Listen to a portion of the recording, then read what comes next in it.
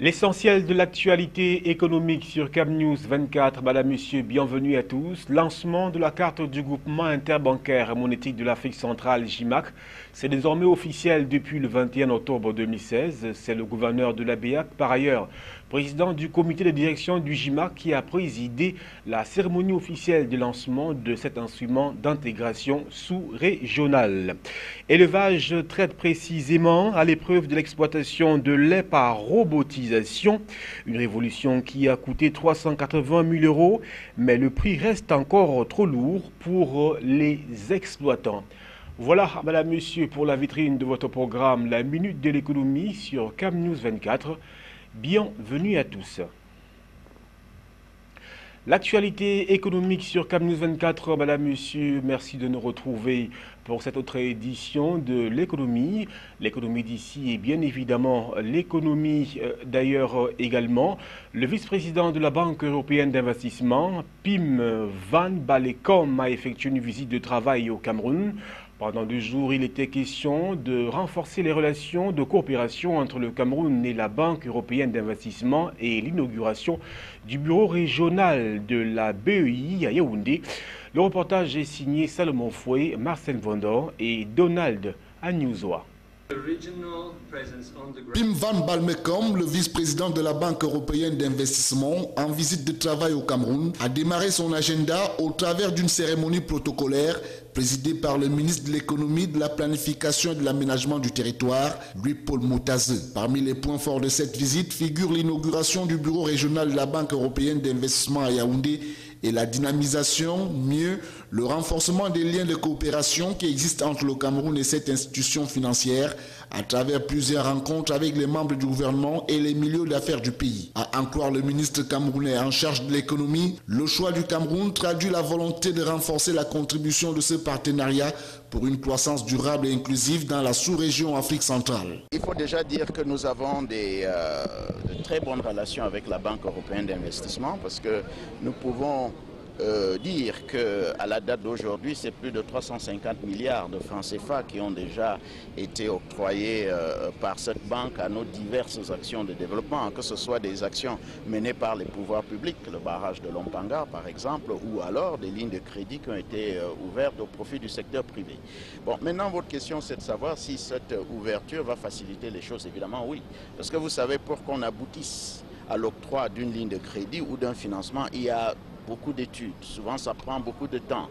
Il y a des échanges de correspondance. Généralement, les gens ne voient que le produit fini, ce qui sort après, mais c'est souvent des négociations extrêmement longues, extrêmement ardues. Vous comprenez que si sur le plan géographique, le problème est réglé, c'est-à-dire qu'il y a une proximité beaucoup plus forte entre la banque et nous, les choses iraient beaucoup plus facilement. Pour mémoire, la coopération entre le Cameroun et la Banque européenne d'investissement est vieille de 51 ans. Le portefeuille de cette coopération compte à son actif près d'une dizaine de projets financiers.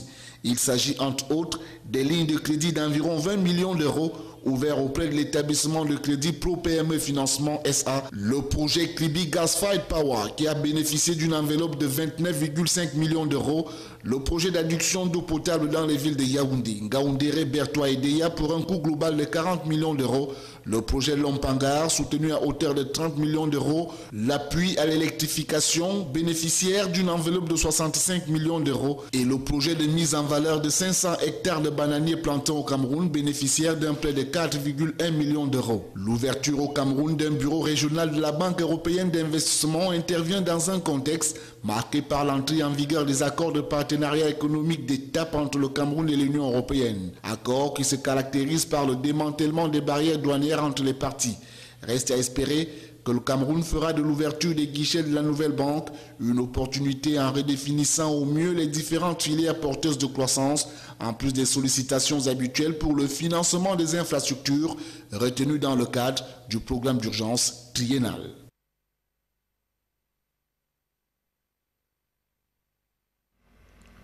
Nous vous l'indiquions en titre, lancement de la carte du groupement interbancaire monétique de l'Afrique centrale, JIMAC, c'est désormais officiel depuis le 21 octobre 2016. C'est le gouverneur de la BEAC, par ailleurs président du comité de direction du JIMAC, Lucas Sabagan-Tchama, qui a présidé la cérémonie officielle. Il s'agit de la matérialisation de l'intégration sous-régionale des pays de l'Afrique centrale, du moins sur le plan de l'activité bancaire.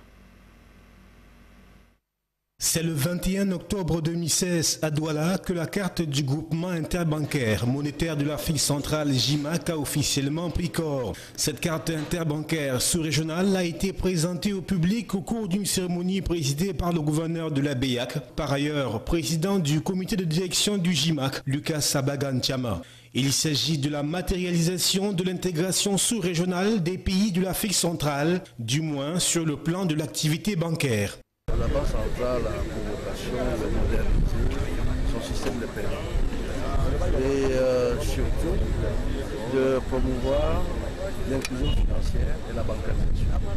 Et cette carte que nous venons de lancer, une carte communautaire qui va permettre de développer les transactions. Les citoyens avaient pour habitude de transporter les mallettes d'argent pour aller d'un pays à l'autre dans la communauté. Avec cette carte, désormais, ceux qui seront détenteurs de cette carte pourront voyager et pouvoir retirer, faire des opérations dans la semaine. La Banque des États de l'Afrique centrale, BEAC, initiatrice du projet JIMAC, qui permet l'intégration sous-régionale des banques, l'inclusion financière, la modernisation des moyens de paiement et autres réductions de l'utilisation du cash, va continuer à le soutenir jusqu'à maturité et envisage même d'aller au-delà de la sous-région Afrique centrale, notamment à l'international. La deuxième étape, c'est à l'international, notamment dans la perspective de l'interconnexion de nos systèmes de paiement entre lui et moi et la CEMAC. Donc c'est un instrument moderne qui sera en main de la population. C'est une carte dont l'accès est facile, le coût est vraiment dérisoire et la Banque centrale a apporté le soutien financier et logistique pour qu'on atteigne cet objectif que le conseil d'administration m'avait fixé en juin 2012. Créé le 4 juin 2012 à Douala, à la suite de la réforme institutionnelle instruite par le conseil d'administration de la BEAC au gouverneur, le groupement interbancaire monétaire de l'Afrique centrale JIMAC compte aujourd'hui 20 banques et envisage d'ici la fin d'année atteindre 30, voire plus. Secteur extractif à présent, le Cameroun s'engage dans la conciliation 2014. Le comité ITI, Initiative de transparence dans les industries extractives, va organiser le 21 octobre 2016 à Yaoundé un atelier de formation au remplissage du formulaire de déclaration de la conciliation de l'exercice 2014. Atelier animé par le conciliateur Karim Louroumi du cabinet Moore Stephens. Le reportage. C'est le ministre Alamine Ousmane Mey des Finances qui a ouvert les travaux en présence d'Ernest Gouaboubou, ministre des Mines, de l'Industrie et du Développement technologique, des membres du comité ITI et du secrétariat technique, des partenaires techniques et financiers ainsi que des représentants des entités publiques et privées concernées par la conciliation 2014. 12 sociétés du secteur pétrolier et 7 du secteur minier ont été sollicitées. Plutôt, la première échéance, ça concerne plutôt le rapport 2014. Qui doit être publié avant le 31 décembre. Ça, c'est les délais qui sont exigés par la norme. Donc là, tout le monde, je pense, est mobilisé pour atteindre ces objectifs. Le calendrier qui a été convenu avec le comité dans sa réunion d'hier a été convenu dans le sens, en fait, justement, d'avoir ce rapport avant le 31 12. Bon, après, on a le rapport également en 2015 qui devrait commencer à partir de 2017 et que en fait ces deux rapports devraient bien entendu être prêts et avec la qualité souhaitée pour pouvoir passer la validation du Cameroun qui est prévue au premier semestre 2017. Le ministre des Finances est un défi annuel récurrent que le Cameroun a depuis l'atteinte du statut de pays conforme en octobre 2013. Le bon remplissage des formulaires de déclaration étant une condition nécessaire pour une conciliation et un rapport de qualité. Alamine Ousmane Meye a demandé aux participants à cet atelier de respecter les conseils que le conciliateur leur a prodigués afin de garantir le strict respect des délais et la bonne qualité du rapport ITI 2014. Ce rapport doit être produit avant le 31 décembre de l'année en cours, conformément à la norme ITI devenue plus exigeante en termes d'impact. Parce que la finalisation du rapport d'avancement de l'exercice 2015 obéit au même impératif de délai, le ministre Alamine Ousmane Meye a invité les uns et les autres à communiquer au secrétariat technique leurs avis et commentaires sur la version provisoire de ce rapport. Pour le moins, il était question au cours de cet atelier d'outiller les personnes chargées de remplir les formulaires de déclaration de collecte des données afin que le rapport ITI 2014 soit de grande qualité comme les précédents.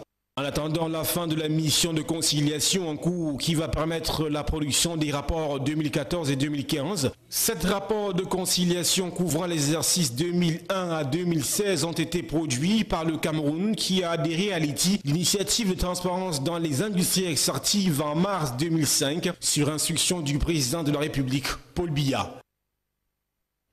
Forum national d'échange entre Bayam Salam et autres acteurs du secteur informel, FEISABI, la 4e édition se prépare.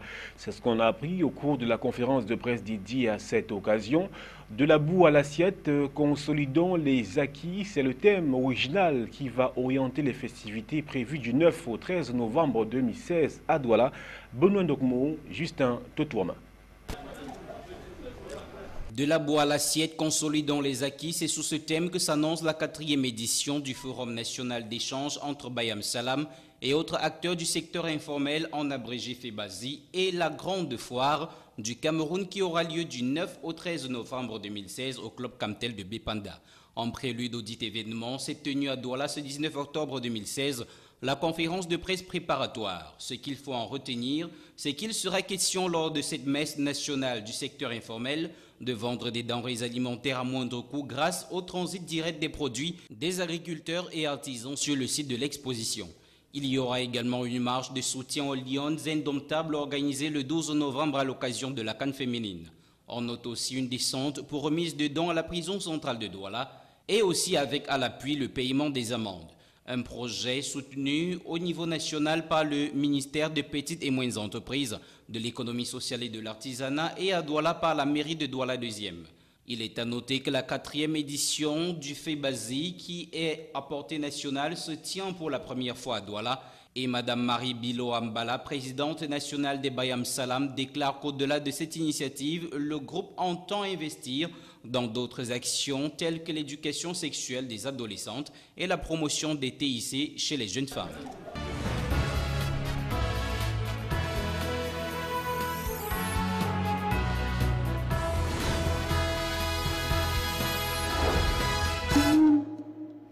L'actualité économique au-delà des frontières camerounaises, élevage traite précisément à l'épreuve de l'exploitation par robotisation, une révolution qui a coûté 380 000 €, mais dont le prix reste encore très élevé pour beaucoup d'exploitants. Une traite entièrement automatisée. Dans cette exploitation bretonne, ce robot s'occupe de chacune des 57 Primolstein, une à une, tout en étant connecté en réseau. Une technologie de pointe qui a transformé la vie de ces éleveurs. J'ai plus la contrainte de venir le matin à 5h30 pour faire la traite. Je peux venir même si ça me chante à 10h. J'ai la main sur le robot avec les smartphones ou la tablette de la maison. Je regarde s'il y a besoin de moi ou pas. Avec des problèmes à l'épaule et ses 4 enfants, Anne-Marie ne pouvait plus traire elle-même. En plus du confort, cette automatisation permet aussi un meilleur rendement car l'exploitation est passée à près de 3 traites par jour. Elles doivent être bien dans le bâtiment parce qu'en fait, elles font beaucoup plus de lait qu'avant. Avant, on avait une moyenne d'étape de 8 700 kg et maintenant, on est à presque 11 000.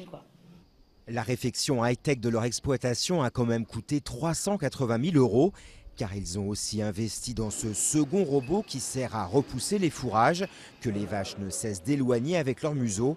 Mais le couple espère un rapide retour sur investissement. On ne sait pas après quota, après 2015, ce qui va se passer. Si on a 100 000 ou 200 000 litres de lait à en faire à plus, ça ne sera pas un problème, quoi. À une vingtaine de kilomètres de là, une autre exploitation a aussi succombé à la robotisation.